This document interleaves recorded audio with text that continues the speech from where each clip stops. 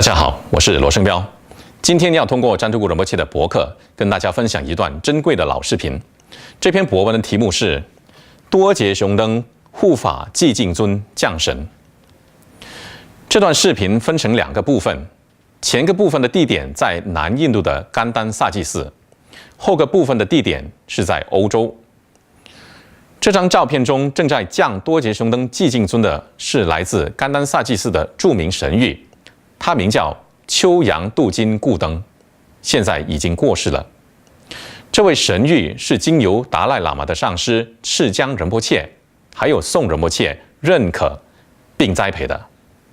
他在甘丹寺的时候是一名非常有名气，而且能力强大的寺院官方神谕。他是一位在家人，同时也并不通晓显密二法，但是他透过作为一名神谕，为寺院立下了汗马功劳。这位神谕能将藏传佛教中的多位佛教护法神，如卡切马波、南喀巴金、多杰雄登及金甲义护法。在降多杰雄登这件事上，他既能降愤怒尊，也能降寂静尊。众所周知，多杰雄登崛起的缘起是来自一位在第5世达赖喇嘛时代的著名佛教大师杜固扎巴坚赞。这位大师在圆寂后示现成为佛教护法神，并兑现自己前世立下的承诺，那就是崛起成为一位护持佛陀法教，尤其是宗喀巴大师法教的佛教护法神。杜固扎巴坚赞在世时是一位善于佛教哲理及辩经的大师及大成就者。由于他坚守清净戒律，在修行上他也证得了极高的成就。当多杰雄登降神在已经受过完整训练的神谕身上时，他能示现2种截然不同之相，也就是愤怒相和寂静相。前来拜见神谕的人们不但能直接从他那里获得加持，神谕也能替人们消除烦恼。这里说的是当护法降神在神谕身上的那个时段才会有加持力，因为当神谕没有降神时，他只是个普通人。占图古仁波切在甘丹寺的那段时期，仁波切跟这位秋阳度金固登神谕的关系非常亲近，因为仁波切就住在护法殿附近，也常常到护法殿去。这个护法殿是位于甘丹萨济寺内一座专门献给多杰雄登护法的殿堂。在寂静尊降神中，神谕将穿上高僧的着装，这是多杰雄登传承的祖师帕崩喀仁波切曾经明确指示的。除此之外，神谕也将戴上宗喀巴大师的金黄色班智达帽和穿上比丘3衣。神谕在寂静尊降神的过程中，就像平常人与人之间说话那样，只有在多杰雄登降神进入神谕体内，还有在他离开神谕身体的时候，才能够明显观察到其中的不同之处。其余的时候，神谕就会如常的温和的说话，还能给人们传授灌顶、修法，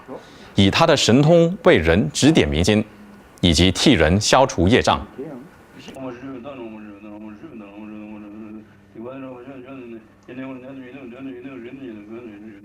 以上说的是寂静尊的降神。至于多杰雄登愤怒尊的降神，神谕则会穿上高阶佛教护法神的服饰，但是由于愤怒尊的能量非常强大，神谕的肉身无法承受，所以一般上多杰雄登愤怒尊也无法在神谕体内逗留太长的时间。在这段视频中，我们看见的就是多杰雄登的官方神谕秋阳度金固登的降神片段。视频中的降神地点是宋仁波切所建立的护法殿，它是甘丹萨济寺内一座专门献给多杰雄登护法的殿堂。在视频中，我们也会看到许多高僧、弟子及信众出席拜见多杰雄登的寂静尊，并求护法给予加持和忠告。赤江仁波切的侍者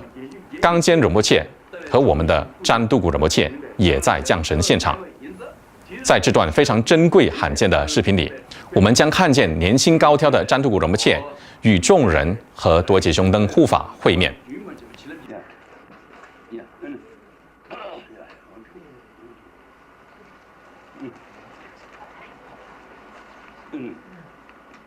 在视频的后半部，同样是多杰雄登降神的片段，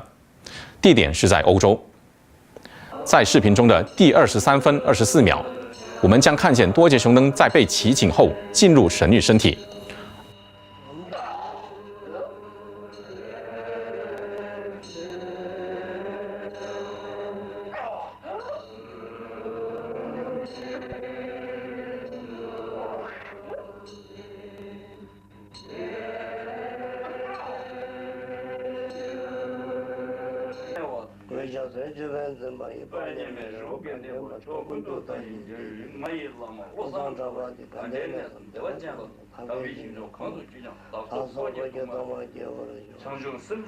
而在第33分09秒，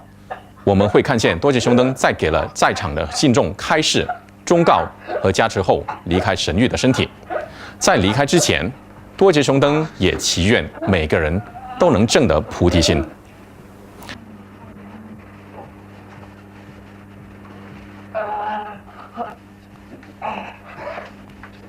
好了，今天就分享到这里。大家如果想要学习更多佛法，可以到占图古仁波切的中文博客 www.tamrumche.com/l/cn。